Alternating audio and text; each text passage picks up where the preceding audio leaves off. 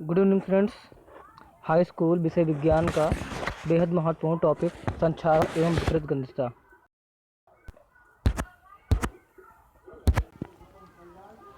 Students पहले जानेंगे संक्षारण क्या होता है।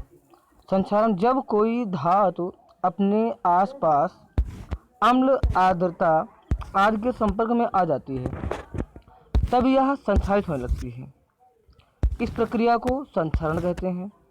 जैसे कि लोहे पर जंग लगना या चांदी का काला हो जाना संक्षारण के उदाहरण हैं।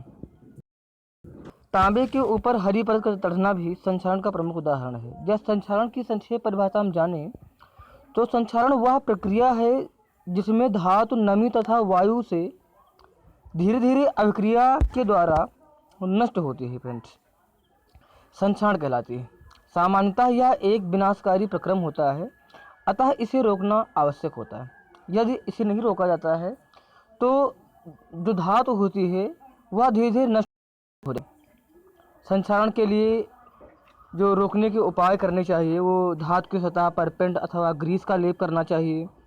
लोहे की वस्तुओं को पिघले जिंक में डुबोना चाहिए जिससे कि वो संक्षारित ना हो।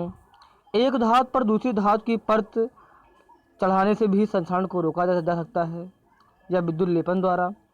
कई धातुओं को मिलाकर मिश्रित धातुओं का निर्माण कर सकते हैं, इससे भी संक्षारण कम हो सकता है। विद्युत अपघटन प्रक्रिया द्वारा उसके ऑक्साइड की परत निर्मित करके संक्षारण को कम किया जा सकता है। अतः यह एक विनाशकारी प्रक्रम है। अगर इसे नहीं रोका जाता है तो जो धातु होती है वह धीरे धीरे समाप्त हो जाती है।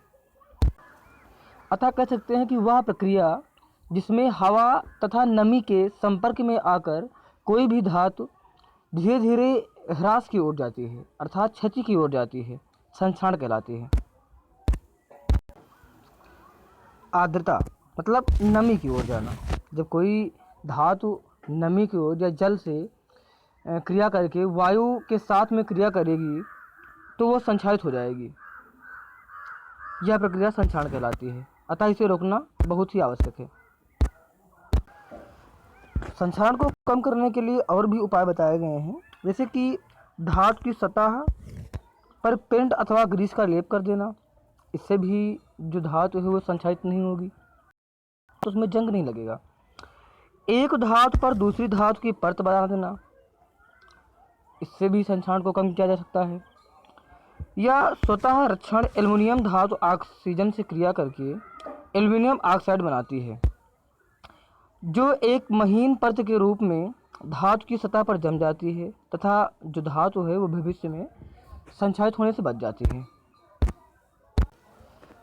स्टूडेंट्स, जब जल तथा वायु की उपस्थिति होती है तभी संक्षारण की प्रक्रिया संभव होती है, अतः इसे कम करना बहुत ही आवश्यक है।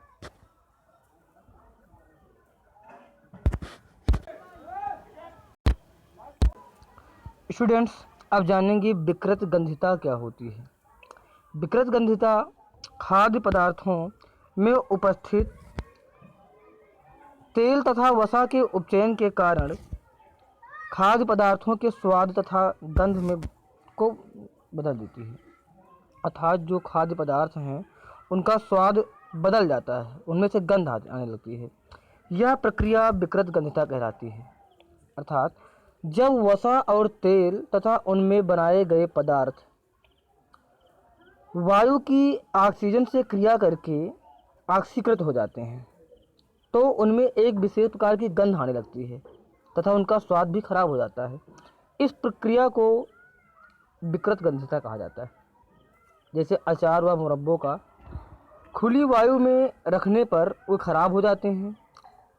ये इसके जो विकृत गंधिता है इसके प्रमुख उदाहरण हैं। तले हुए आलू के चिप्स, पापड़ आदि कुछ घंटों के बाद बदली हुई गंध का स्वाद उत्पन्न करने लगते हैं। ये भी विकृत गंधिता के महत्वपूर्ण उदाहरण हैं। भोज्य पदार्थों का तेल या वसा में पकाने के बाद अधिक समय तक बिना उचित संरक्षण के भंडारित करना भी विकृत गंधिता का प्रमुख उदाहरण है। वायुरोधी बर्तनों में खाद्य पदार्थों को रखने से जो विकृत गंधिता है उसको कम किया जा सकता है। पके हुए भोजन को कम ताप पर ढककर रखना चाहिए। इससे भी जो विकृत गंधिता है वो कम हो सकती है। अर्थात जो खाने योग्य पदार्थ हैं, खाद्य पदार्थ हैं तले और भुने हुए, उनको सुरक्षित रखा जा सकता है।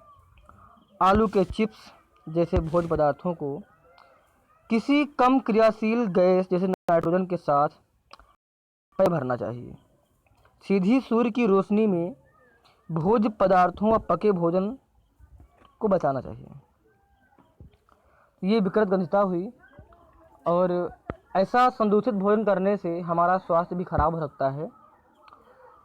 तो हमें आशा है कि विकृत गंधिता और संक्षारण के बारे में आप लोगों ने जानकारी प्राप्त कर ली होगी। धन्यवाद।